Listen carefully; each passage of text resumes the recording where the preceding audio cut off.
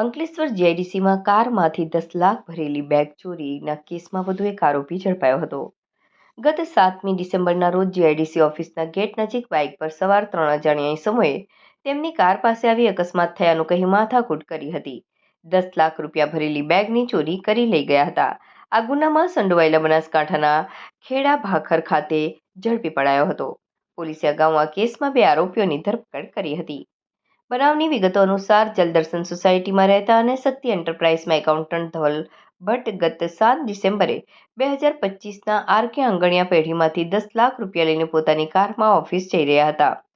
GIDC ઓફિસના gate નજીક bike પર સવાર 3 અજાણ્યા ઇસમોએ તેમની કાર પાસે આવી અકસ્માત થયાનું કહી માથાકૂટ કરી હતી.